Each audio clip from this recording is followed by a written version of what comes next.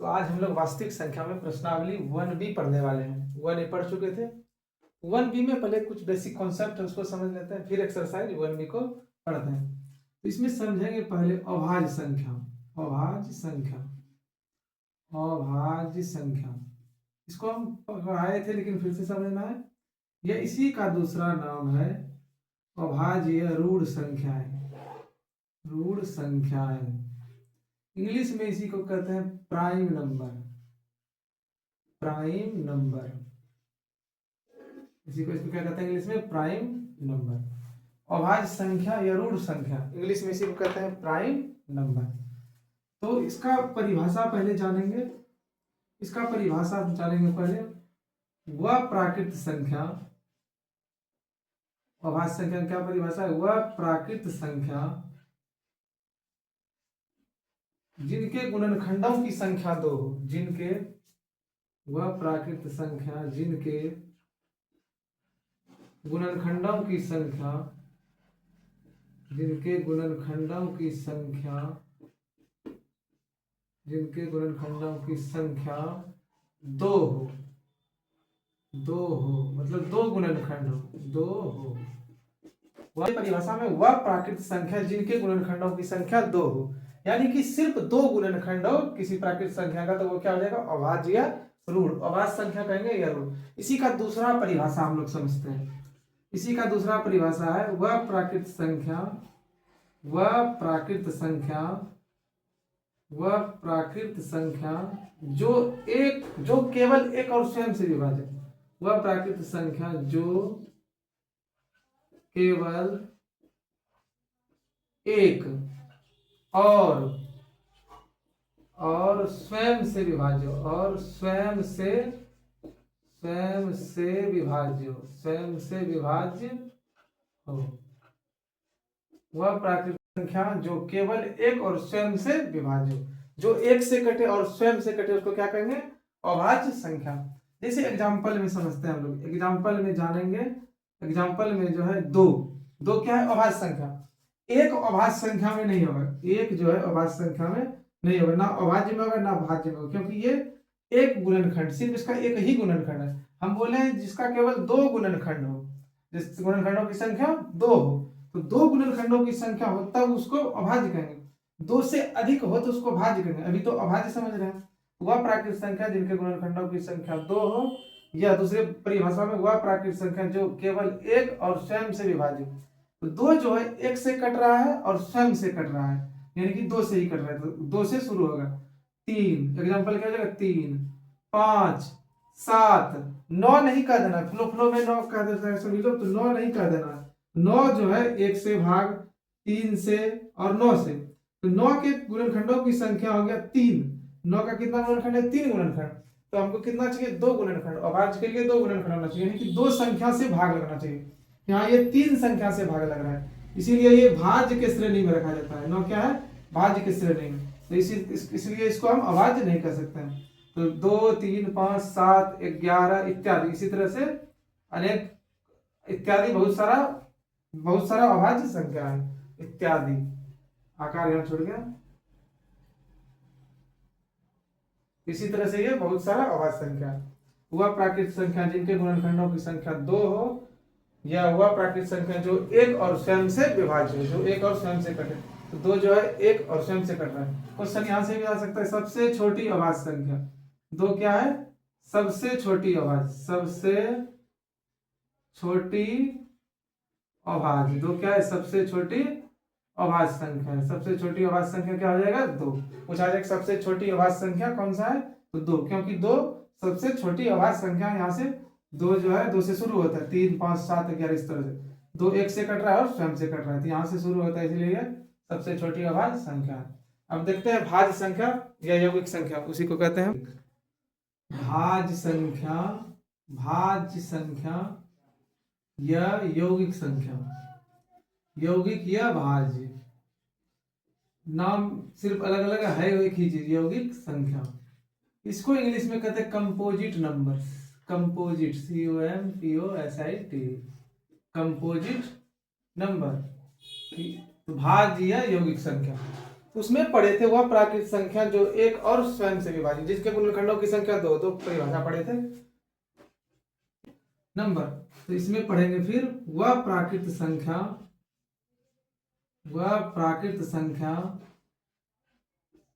जिनके गुणनखंडों की संख्या, वह प्राकृत संख्या जिनके या जिसके, जिनके लिखते हैं, वह प्राकृत संख्या जिनके गुणनखंडों की संख्या, वह प्राकृत संख्या जिसके गुणनखंडों की संख्या 2 से अधिक हो, 2 से अधिक हो, 2 नहीं 2 से अधिक हो, वह प्राकृत संख्या जिनके गुणनखंडों की संख्या 2 से अधिक हो, जिसका 2 से अधिक गुणनखंड हो। दूसरे शब्द में वह प्राकृत संख्या वह प्राकृत संख्या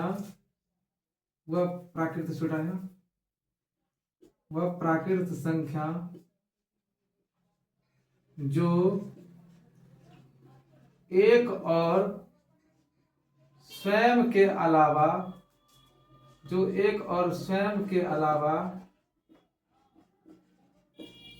वह प्राकृत संख्या जो एक और स्वयं के अलावा किसी अन्य संख्या से भी विभाजित हो, किसी अन्य संख्या से भी विभाजित हो, किसी अन्य संख्या से भी विभाजित हो, किसी अन्य संख्या से भी विभाजित हो। वह प्राकृत संख्या जो एक और स्वयं के अलावा किसी अन्य संख्या से भी विभाजित हो, उसे भाज्य यौगिक संख्या कहते हैं। अब इसका एग्जांपल समझते हैं। जिसका 2 से अधिक गुणनखंड हो, शुरू होता है 4 से, तो सबसे छोटी भाज्य संख्या 4, क्योंकि 4 का जो गुणनखंड है, 4 का गुणनखंड है 1 2 4। गुणनखंड किसको कहते हैं? मतलब जिससे भाग दे सकते हैं उसमें, 1 से 2 से 4 से, 4 3 संख्या से भाग दे रहे हैं, तो 2 से अधिक गुणनखंड वाली संख्या को क्या कहेंगे? भाज्य संख्या। तो 4 से शुरू होगा, क्योंकि 1 नहीं होगा, 2 नहीं होगा, 3 नहीं होगा, 1 तो अभाज्य, भाज्य कुछ नहीं है क्योंकि प्राकृत होगा। 2 भाज्य संख्या, 3 भाज्य संख्या, तो 4 3 2 अभाज्य, 3 अभाज्य, 4 भाज्य, गलती बोल दी उस समय, 2 और 3 अभाज्य, 4 जो है भाज्य है, 4 क्या है? भाज्य। तो 4 भाज्य, 6 5 नहीं 5 अभाज्य, 8 9 इसी तरह से इत्यादि, क्योंकि इसका 2 से अधिक गुणनखंड है। जिस संख्या का 2 से अधिक गुणनखंड है, उस परिभाषा से यह जो एक और स्वयं के अलावा किसी अन्य संख्या से भी कटे, वो क्या हो जाएगा? अभाज्य संख्या। तो सबसे छोटी अभाज्य संख्या क्या हो जाएगा? यहाँ पे 4 क्या हो जाएगा? सबसे छोटी अभाज्य। सबसे छोटी भाज्य क्या था? उल्टा फिर बोल दिए, सबसे छोटी भाज्य संख्या क्या हो जाएगा? 4। सबसे छोटी भाज्य संख्या 4, और सबसे छोटी अभाज्य क्या था? सबसे छोटी अभाज्य 2, सबसे छोटी अभाज्य संख्या 2। इसको याद रखना। एक टॉपिक और पढ़ते हैं, सअभाज्य संख्या, पहले मिटाते हैं इसको। अब देखते हैं सअभाज्य संख्या क्या है। सअभाज्य संख्या, सअभाज्य युग्म कह सकते हैं, सअभाज्य युग्म, को प्राइम पेयर, इंग्लिश में लिखेंगे को प्राइम पेयर, PAIR पेयर। सअभाज्य युग्म में क्या होगा? इसमें जो है जिन 2 प्राकृत संख्याओं का महत्तम सहावर्त 1 हो, जिन दो प्राकृत संख्याओं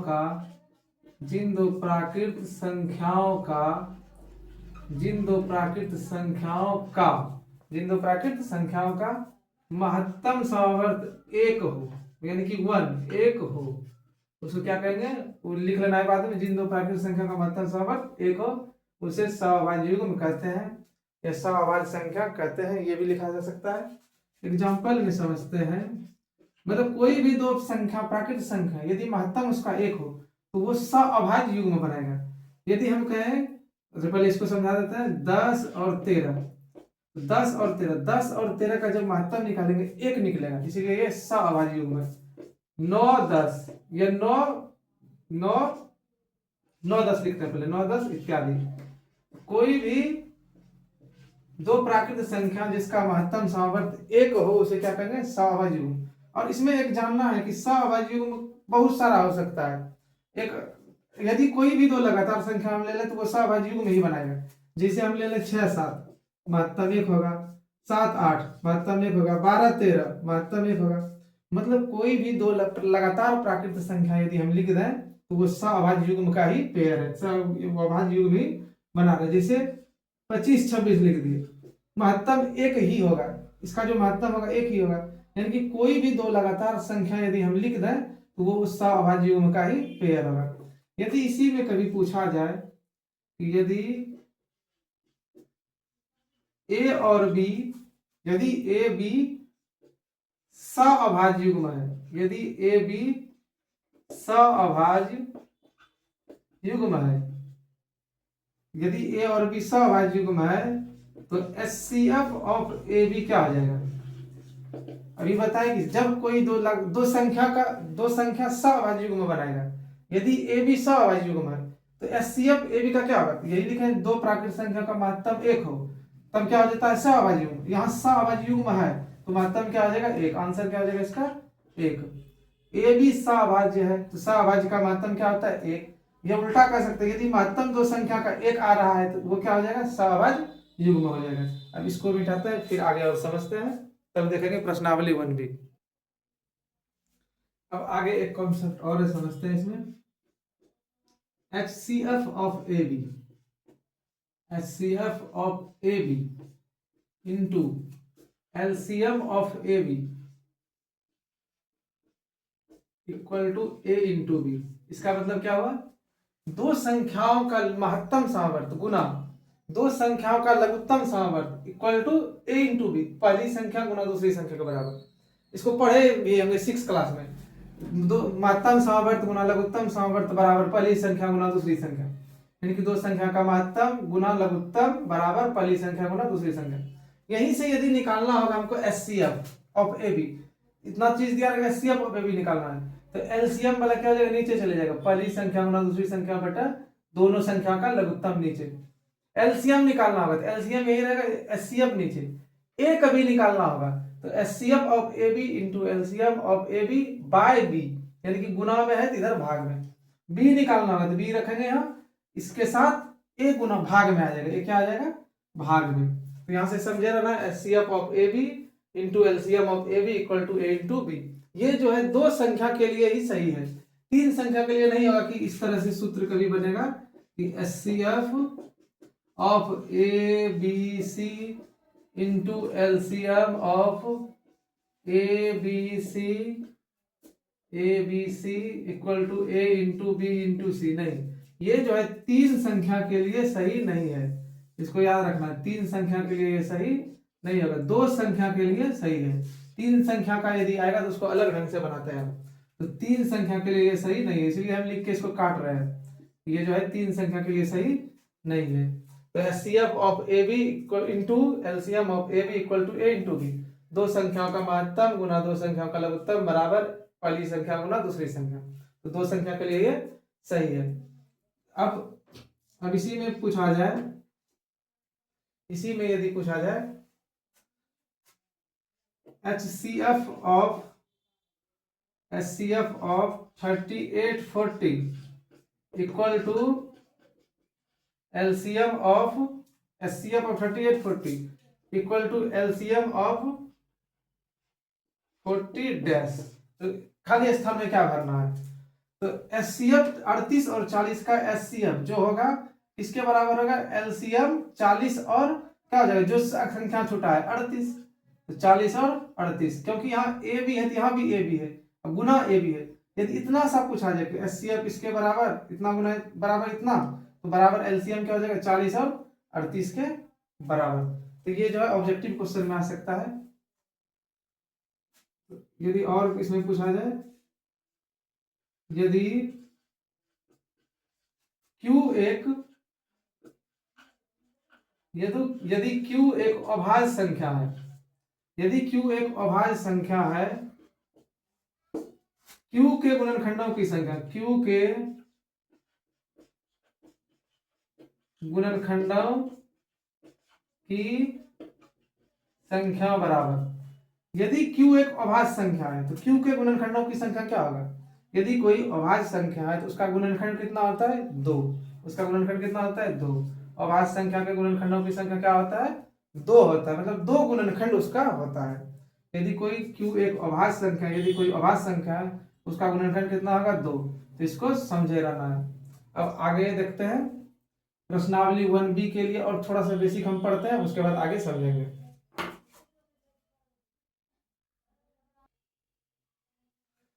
तो इसी क्लास में हम लोग समझ लेते हैं थोड़ा सा जो है विभाज्यता का नियम, आगे जरूरत पड़ने वाला है उसका, इसलिए हम लोग यहीं पे समझ लेते हैं विभाज्यता का नियम। पहले नंबर में समझेंगे 2 से विभाज्यता का नियम, शॉर्ट में ही बता देते हैं। 2 से विभाज्यता का नियम, यदि इकाई अंक, यदि किसी संख्या का इकाई अंक जो है, इकाई अंक क्या होना चाहिए, 2 से विभाज्यता का नियम क्या है, इकाई अंक, यदि किसी संख्या का इकाई अंक 0, 2, 4, 6, 8, यदि किसी संख्या का इकाई अंक 0, 2, 4, 6, 8 हो तो वो संख्या क्या हो जाएगा 2 से विभाजित। इसका मतलब क्या हो, यदि किसी संख्या के अंत में यानी कि इकाई में, ये जो इकाई है इकाई, यहाँ पे यदि 0 दिखे या 2 दिखे या 4 या 6 या 8, इस पांचों में से कोई एक दिखे, क्या हो जाएगा वो संख्या 2 से विभाज्य। क्या ये संख्या 2 से विभाज्य है? क्या ये 78,156 2 से विभाज्य? हाँ, ये जो है 2 से विभाज्य, क्योंकि लास्ट में 6 है इसलिए ये 2 से विभाज्य। अच्छा, ये बताना है तो क्या ये संख्या 2 से विभाज्य है? नहीं, ये 2 से विभाज्य नहीं है, क्योंकि लास्ट में इकाई जो अंक है ये 5 है, इसलिए ये 2 से विभाज्य नहीं है। तो 2 से विभाज्यता का नियम याद रखना है, इकाई अंक क्या होना चाहिए 0, 2, 4, 6, 8।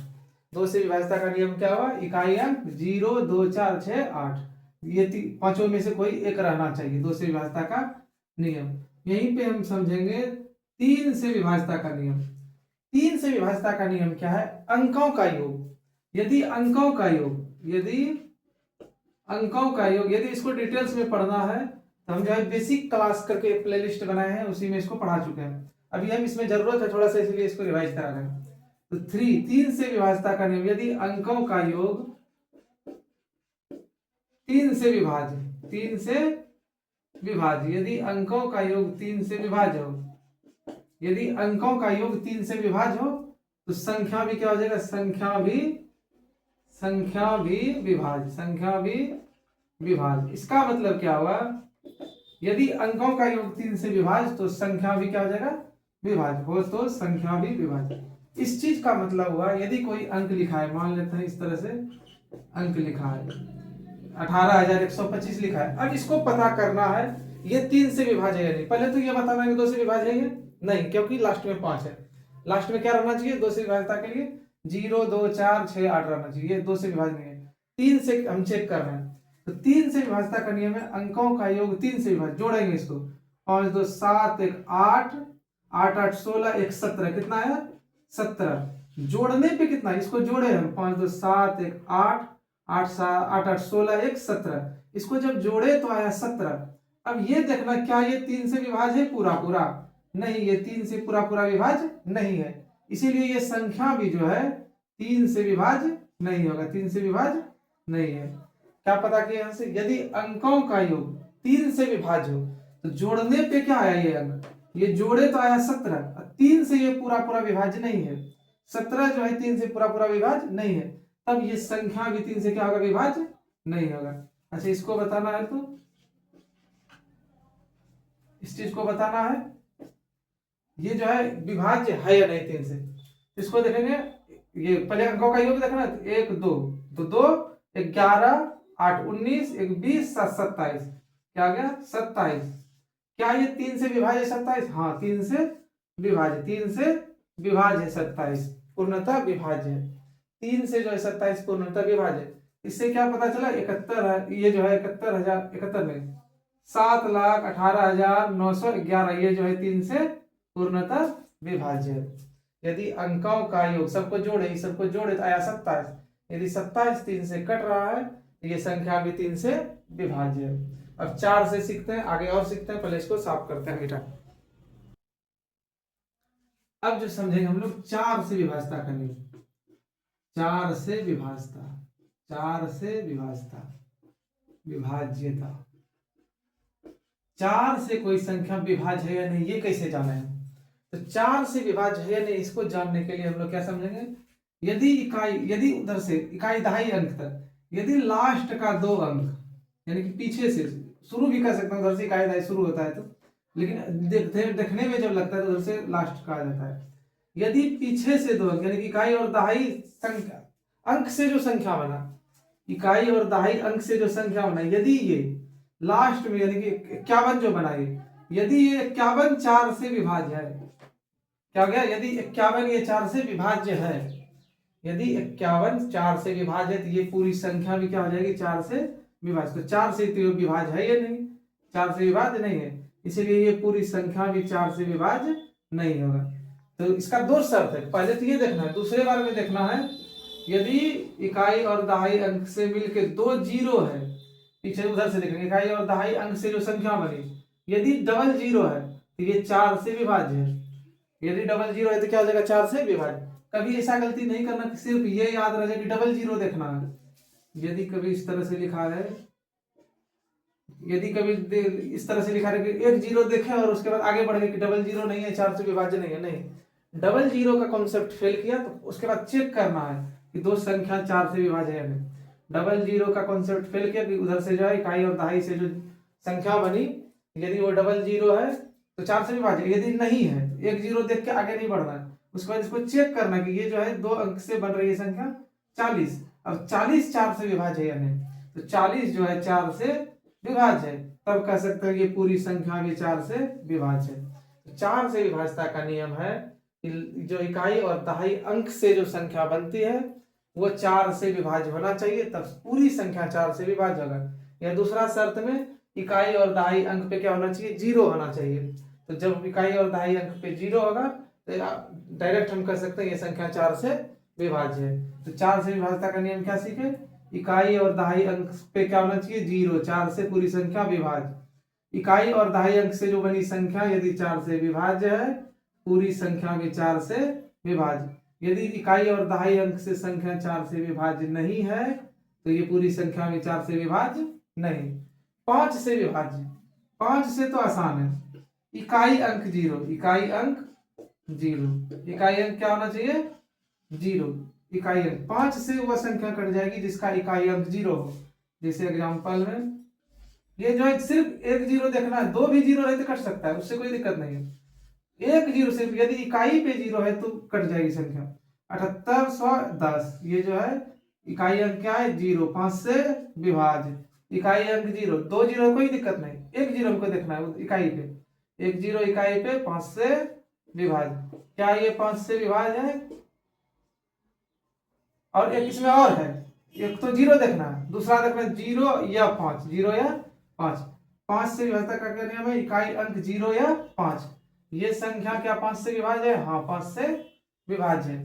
तो 5 से विभाज्यता का क्या नियम है, इकाई अंक जीरो या 5 होना चाहिए। यदि इकाई अंक जीरो है या 5 है तो संख्या 5 से विभाज्य, उसके अलावा कुछ भी है तो वो 5 से विभाज्य नहीं होगी। अब देखते हैं 6 के विभाज्यता का नियम। तो अब देखते हैं 6 से विभाज्यता का नियम। यदि कोई संख्या 2 और 3 से विभाज्य हो, 2 और 3 से विभाज्य हो, यदि कोई संख्या 2 और 3 दोनों से विभाज्य हो तब संख्या 6 से विभाज्य है। 6 से कब विभाज्य होगी संख्या, यदि 2 और 3 दोनों से विभाज्य। यदि कभी लिखा रहे इस तरह से 6 से विभाज्य होने के लिए 2 से भी होना चाहिए, 3 से भी होना चाहिए, तब 6 से विभाज्य। यदि कभी इस तरह का रहे कि 2 से विभाज्य है लेकिन 3 से विभाज्य नहीं है, इसका मतलब 6 से भी विभाज्य नहीं है। अभी हम इसको एग्जांपल समझाएंगे। यदि कभी इस तरह से लिखा रहे कि 2 से विभाज्य नहीं है लेकिन 3 से विभाज्य है, 3 से विभाज्य, तो संख्या 6 से विभाज्य नहीं होगी। 6 से विभाज्य होने के लिए 6 से विभाज्य होने के लिए 2 और 3 दोनों से विभाज्य होना चाहिए। 6 से विभाज्य होने के लिए क्या होना चाहिए, 2 और 3 दोनों से विभाज्य होना चाहिए संख्या। यदि इस प्रकार से लिखा रहे, ये जो है ये देखना है। अभी हम सीखे थे 780 हम लिखे हैं, क्या ये 2 से विभाज्य है, हाँ 2 से विभाज्य है। क्यों विभाज्य है, क्योंकि 2 से विभाज्यता का नियम होता है इकाई अंक 0 2 4 6 8, यहाँ 0 है, ये 2 से विभाज्य है। 3 से विभाज्य है, चेक करेंगे, 3 से विभाज्यता का नियम सीखे थे, अंकों को जोड़ना है, तो 0 + 8 8, 8 + 7 15, 15 क्या है 3 से विभाज्य, इसीलिए ये 3 से विभाज्य, तो 6 से भी विभाज्य हो जाएगा, 6 से भी विभाज्य। तो 2 और 3 दोनों से विभाज्य होना जरूरी है। किसके लिए? 6 से विभाज्य के लिए। 6 से विभाज्य के लिए क्या होना चाहिए? 2 और 3 दोनों से विभाज्य होना जरूरी है। इसका एग्जांपल समझते हैं। 2 से विभाज्य है लेकिन 3 से विभाज्य नहीं है। 2 से विभाज्य है लेकिन 3 से विभाज्य नहीं है। ये 2 से विभाज्य है लेकिन 3 से विभाज्य नहीं है। इसका एग्जांपल क्या लिखे देखिएगा, 8 लिखे हम, लास्ट में 8 आ गया, 8 0 रहे, 2 4 6 8 कुछ भी रहे, 2 से विभाज्य है। 2 से विभाज्य है, 2 से जो है विभाज्य। 3 से क्यों नहीं विभाज्य, इसको चेक करते हैं। 3 से 8 1 9, 9 7 16, जो 16 जो अंकों का योग 16 है, 3 से विभाज्य 16 नहीं है, इसलिए 718 भी 3 से विभाज्य नहीं है। ये जरूरी नहीं कि हर बार ये 3 अंक का ही संख्या है, ये हम ले रहे हैं थोड़ा सा समझाने के लिए। जरूरी नहीं कि 3 अंक का है, 4 का है, 5 का है, किसी भी अंक का संख्या हो सकता है। इसको समझते हैं। 3 से विभाज्य है लेकिन 2 से विभाज्य नहीं है। 3 से विभाज्य है लेकिन 2 से विभाज्य नहीं है। 3 से विभाज्य लेकिन 2 से विभाज्य नहीं है। तो इसके लिए फिर समझते हैं। 8 1 9, अगर 819 लिखे, इसको समझना। 2 से विभाज्य नहीं है, क्यों नहीं है? क्योंकि लास्ट में 9 है। 9 इकाई अंक क्या होना चाहिए? 0 2 4 6 8, यहाँ तो 9 है, इसलिए 2 से विभाज्य नहीं है। 3 से विभाज्य है, क्यों 3 से विभाज्य? क्योंकि 9 1 10, 10 7 18, जोड़ने पे क्या रहा है? 18, जो कि 3 से विभाज्य है। 6 बार में 3 से विभाज्य है, इसीलिए ये 3 से विभाज्य है। अब 3 से विभाज्य है, 2 से विभाज्य नहीं है, तो 6 से विभाज्य नहीं होगा। इसको इसी तरह से समझे रहना है।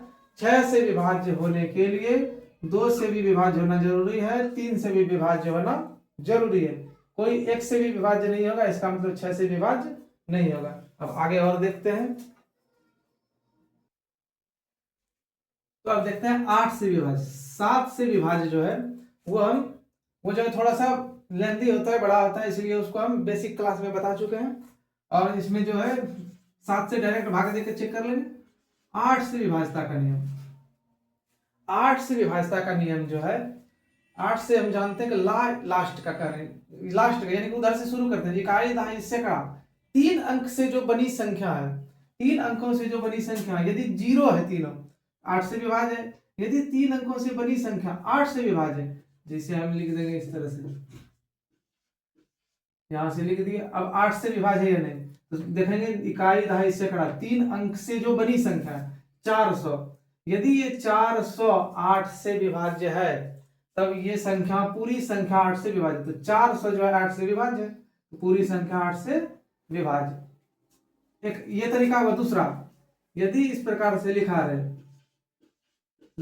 इकाई दहाई सैकड़ा से बनी अंक, 3 अंक 0 रहे, 3 अंक 0 रहे, तो ये 8 से विभाज्य है। ये मान लीजिए 2 अंक 0 है, यहीं से आगे बढ़ जाना कि 3 अंक 0 नहीं, बढ़ना नहीं आगे। इसको पहले चेक कर लेंगे, 3 अंक से जो बनी संख्या है वो 8 से विभाज्य है या नहीं। ये 8 से विभाज्य है, ये जो है 8 से विभाज्य 400, इसलिए पूरी संख्या 8 से विभाज्य है। दूसरा कंडीशन में देखेंगे, इकाई दहाई सैकड़ा अंक से जो बनी संख्या है, तीनों 0 होना चाहिए, तीनों 0 हो गया तो 8 से विभाज्य। 9 से विभाज्यता का नियम सेम 3 की तरह, अंकों का योग 3 से विभाज्य, अंकों का योग 3 से विभाज्य, तो संख्या भी 3 से विभाज्य। तो इसको देखेंगे, 2 1 3 8 11 2 3 8 11 7, ये जो है 11 7 कितना हो गया? 18। 18 जो है 3 से विभाज्य है। हाँ, 18 3 18 9 से देखना, 3 से नहीं। 18 जो है 9 से विभाज्य है, हाँ, इसीलिए ये संख्या भी 9 से विभाज्य। सेम टू सेम ये 3 के तरह ही है। यदि अंकों का योग 9 से विभाज्य, तो संख्या भी 9 से विभाज्य। इसको जोड़े, 2 1 3 8 11 7 18, 18 जो है 9 से विभाज्य है, पूरा पूरा 2 बार में 18 9 से विभाज्य है। 18 जो है 9 से विभाज्य, इसीलिए ये पूरी संख्या भी 9 से विभाज्य है। तो हमको बताइए, तो क्या ये संख्या 9 से विभाज्य है? कमेंट बॉक्स में बताना है, क्या ये संख्या 9 से विभाज्य है? तो इसको देखना है, क्या करना है, पहले जोड़ लेना है। इसको क्या करना है? जोड़ लेना है, देखना है जो संख्या आया वो 9 से कट रहा है या नहीं। यदि कट रहा है तो ये भी कटेगा, और नहीं कट रहा है तो ये नहीं कटेगा। इसका आंसर इस तरह से देना है, यदि 9 का विभाज्य है लिख देना 9 यस 9y, यदि विभाज्य नहीं तो लिख देना 9 नो। हम समझ जाएंगे कि ये 9 का आंसर इस तरह से है। तो 9 से विभाज्यता का नियम ये समझ गए। 10 से विभाज्यता का नियम वेरी सिंपल, बहुत ही आसान है इसका। इकाई अंक यदि 0 हो, इकाई अंक यदि इकाई अंक 0 हो, इकाई अंक 0 हो, इकाई अंक क्या हो 0, यदि इकाई अंक 0 हो तो वो संख्या 10 से विभाज्य। इकाई अंक 0 रहने पे क्या हो जाएगा, वो संख्या 10 से विभाज्य। यदि इकाई अंक 0 के अलावा कुछ भी हो तो वो संख्या 10 से विभाज्य नहीं। 10 से विभाज्यता का नियम आसान है, यदि इकाई अंक 0 तो वो संख्या 10 से विभाज्य, इकाई अंक 0 नहीं तो 10 से विभाज्य नहीं। 11 का भी हम सिखा देते हैं, 11 का भी व्यवस्था सिखा ही देते हैं। 11 का भी व्यवस्था भी देखते हैं। यदि और डिटेल्स में इसको सीखना है तो बेसिक क्लास में करा दिए हम, बेसिक मैथ्स करके एक प्लेलिस्ट है, बेसिक मैथ्स करके एक प्लेलिस्ट है जिसमें हम ये सब बता चुके हैं, उसको जाके समझ लेना है। तब फिर भी हम यहाँ समझाते हैं 11 का विभाज्यता।